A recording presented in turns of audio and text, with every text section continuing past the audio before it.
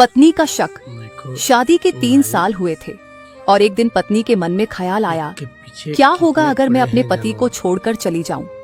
पति का रिएक्शन क्या होगा? फिर वह क्या करेगा? इसी विचार के चलते पति की परीक्षा लेने के लिए उसने एक चिट्ठी लिखी। उसमें लिखा, आपके साथ रहकर बोर हो गई हूँ। मुझे अब इस गृहस्थी से कोई लगाव नहीं है। मैं तुम्हारे साथ एक पल भी नहीं रह सकती, इसलिए मैं तुम्हें और इस घर को छोड़कर जा रही हूँ। उसने वो चिट्ठी टेबल पर रखी और खुद बेड के नीचे जाकर छुप गई। थोड़ी देर बाद पति ऑफिस से घर लौटा।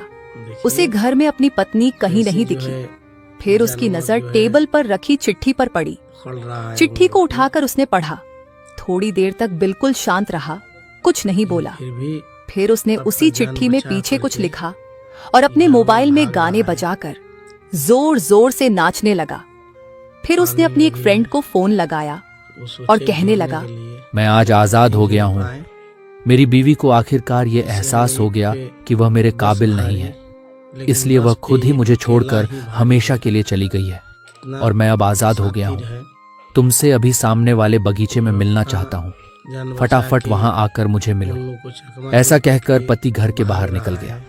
दोनों आंखों में आंसू की धारा ली पत्नी बेड के नीचे से बाहर निकली। उसके हाथ थरथर कांप रहे थे। कांपते हाथों से उसने टेबल पर रखी वो चिट्ठी उठाई और पढ़ी, जिसमें पति ने लिखा था, अरे पागल, तुम्हें तो ठीक से छुपना भी नहीं आता। बेड के नीचे से तुम्हारे सुंदर पैर दिख रहे हैं। तुम जल्दी से गर्मा गर्म चाय बनाओ, मैं सामने की दुकान से समोसे लेकर आता हूं। मेरे जीवन में खुशी तुम्हारे आने से है। आधी खुशी तुझे सताने में है और आधी तुझे मनाने में। आखिर लास्ट में तो हम दोनों ही साथ रहेंगे ना।